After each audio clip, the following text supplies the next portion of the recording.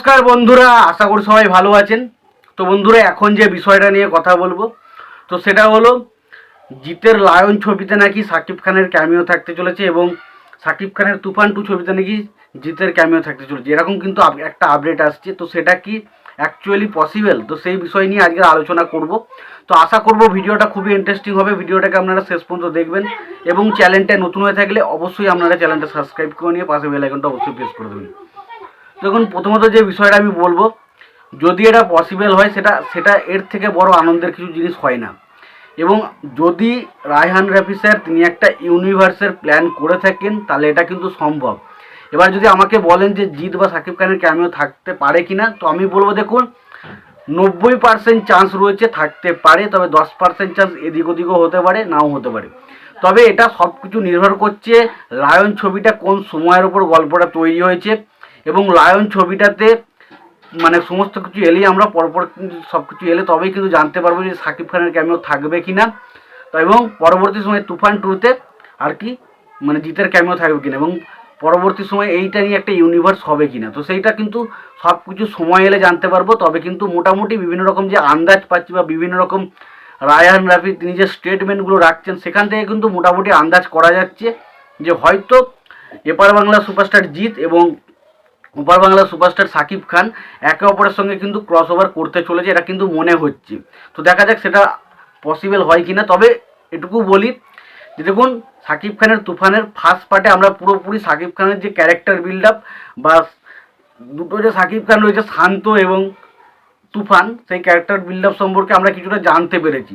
তো সেই সম্পর্কে আমাদের মধ্যে একটা ধারণা রয়েছে এবং তুফান ক্যারেক্টারটা কেমন, তুফান কেন এত করে কেন, সেই জিনিসটা সম্পর্কে আমাদের একটা হালকা ধারণা এসছে। এবার দেখুন, আমি যেটা জানতে পেরেছি যে লায়ন ছবিটা সেটা কিন্তু একটা দুটো পার্টে হবে না, সেটা কিন্তু 3টে পার্টে বানানো হবে।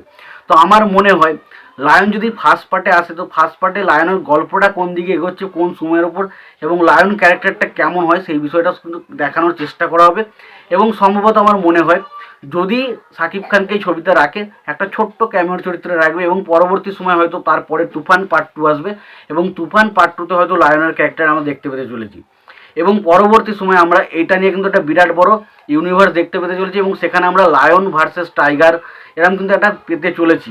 তো দেখা যাক সেটা কি হয়। তো সত্যি কথা বলতে গেলে এই জিনিসটা যখনই হবে, এক নম্বর হচ্ছে জিৎ সাকিব খান একই ইউনিভার্সের পার্ট, এটা যখনই হবে সেটা কিন্তু একটা অন্যরকম হাইপ ক্রিয়েট করবে, এপার বাংলাতে বলি বা ওপার বাংলাতে বলি দুটো জায়গা দিয়ে বিশাল হাইপ ক্রিয়েট করবে।